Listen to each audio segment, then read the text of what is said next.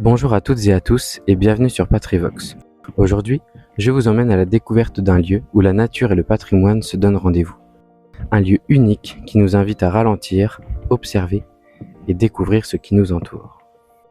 Quand on pense à Bayeux, on imagine immédiatement sa célèbre tapisserie, sa cathédrale ou encore son riche passé médiéval. Pourtant, à seulement quelques minutes du centre historique, se cache un lieu bien plus discret. Un écrin de verdure peuplé d'arbres centenaires, de plantes venues des quatre coins du monde et d'un géant végétal unique en son genre.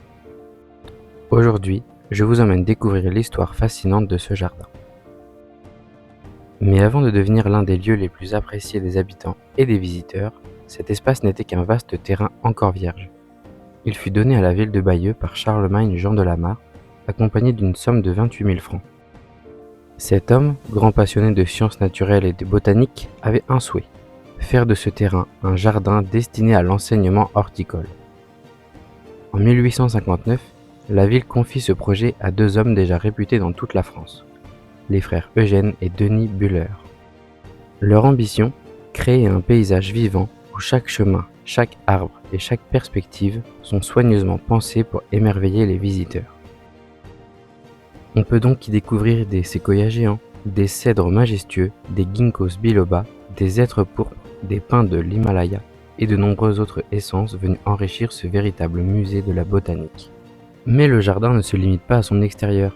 Il abrite également une serre où sont cultivées des plantes venues de régions chaudes du globe. On peut y découvrir une collection de cactus, de plantes succulentes et d'espèces tropicales qui nécessitent une température plus élevée pour s'épanouir. Mais malgré cette incroyable diversité botanique, le véritable trésor du jardin se cache un peu plus loin. Un arbre si exceptionnel qu'il est devenu à lui seul le symbole du jardin botanique de Bayeux. Il s'appelle l'hêtre pleureur. Planté vers 1860, ce géant végétal n'a cessé de grandir au fil des décennies. Ses branches, au lieu de s'élever vers le ciel, retombent jusqu'au sol. L'arbre s'est ainsi étendu sur plus de 1200 mètres carrés, formant une véritable cathédrale végétale que l'on peut découvrir en se glissant sous ses feuilles. Mais vous vous posez sûrement cette question. D'où vient cette forme étrange?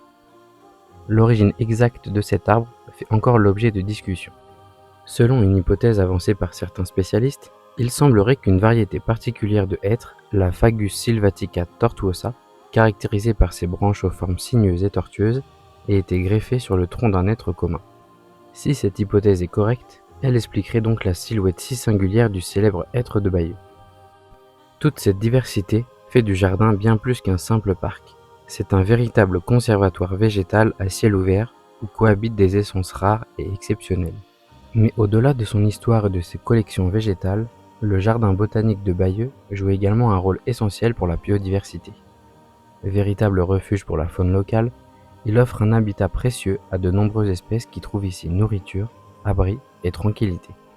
En parcourant les allées, on remarque la présence d'hôtels à insectes aménagés pour accueillir les pollinisateurs et autres insectes indispensables au bon fonctionnement des écosystèmes. Le jardin abrite également plusieurs ruches, les abeilles contribuant chaque jour à la pollinisation des fleurs et donc à la beauté de ce lieu.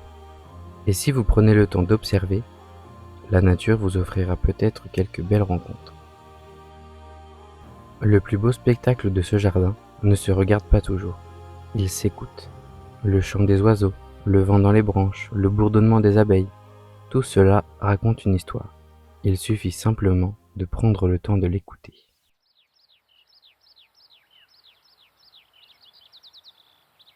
Le jardin botanique de Bayeux est bien plus qu'un simple espace vert.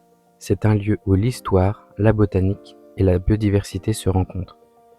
Un lieu qui nous rappelle qu'il suffit parfois de ralentir pour redécouvrir la richesse qui nous entoure. Alors si un jour vos pas vous mènent jusqu'à Bayeux, prenez le temps d'en pousser les grilles, vous pourriez bien être surpris par ce que ce jardin a encore à vous révéler. Et j'espère que cette exploration et cette vidéo vous ont plu. N'hésitez pas à vous abonner pour rejoindre l'aventure Patrivox. Ensemble, continuons à découvrir, comprendre et transmettre les trésors de notre patrimoine. À très bientôt pour de nouvelles découvertes.